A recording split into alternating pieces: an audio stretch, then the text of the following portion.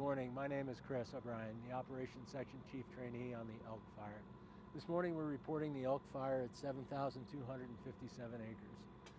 This morning will also be our last operational briefing for the Elk Mountain Fire as we transition to Wyoming Team 2. It's a Type 3 team that'll be taking over the Elk Fire. So with that, we'll jump in. Divisions Juliet and Mike remain unstaffed. Fire's out in the wilderness, there's some heat out there, but it's in adverse terrain, difficult for the firefighters to access. The fire that's out there is very low intensity. It's burning through dead and down, consuming heavy fuels, not making big runs or heavy pushes. It's always stayed within its containment lines that we have on the map since we've arrived. So we're pretty confident that it's going to stay out there. The firefighters are monitoring it, making sure, and they're ready to go in the event that if the fire was to stand up, they're ready to go. Up in Alpha, firefighters continue to advance their line through the Long Bridge drainage to the north and west, looking for ways to tie it into the black line in what was Division X-ray. They've also extended their line down south of our drop point 28 towards the 149 corridor, where they've tied it into rock ledge that actually goes down into the 149 corridor. So we consider that line being completed all the way to the 149. The structures just in the area of the drop point 28 are secure. The firefighters have done an excellent job of making sure that those lines are in place and have held, and they were able to move the fire around the backside of those homes. So there should not be a threat to those homes any longer unless the fire was to stand up and throw spots.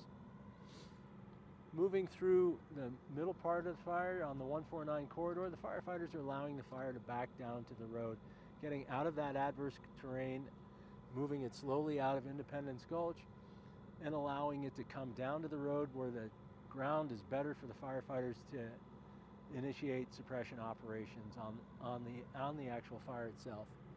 Moving down into Gold, again, the firefighters have constructed some very good hand line that ties into dozer line here, and they've extended that towards drop point 40 and towards the 149 corridor with the intent of protecting Lake City, Elk, and San Juan neighborhoods. Firefighters are also looking at opportunity to follow the Thompson Lake Trail to the Crystal Lake Trail to start opening up a secondary containment line. And what they're going to do is they're not actually going to put physical line on the ground. They're going to take advantage of the trail system that's there.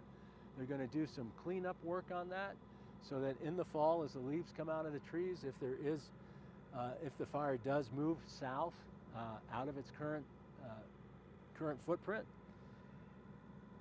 there'll be lines pre-prepped there so that the incoming crews will have the opportunity to work off of those lines and effect excellent suppression activity and protect Lake City in the fall if the fire moves that direction.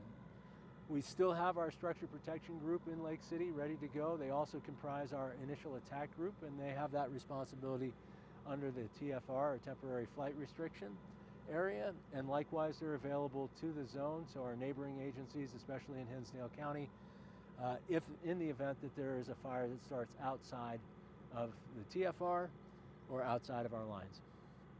We do have an excellent containment strategy in place for the east side. We didn't have to do any work over there, so there is no disruption to the ground over there, but the plan is in place and it's been passed on to the next team, and it's ready to go. Likewise, our structure protection plan has been passed on to the next team and to the emergency management group in Hinsdale County. So they have that moving forward for the future in the event there's another catastrophic fire in the area.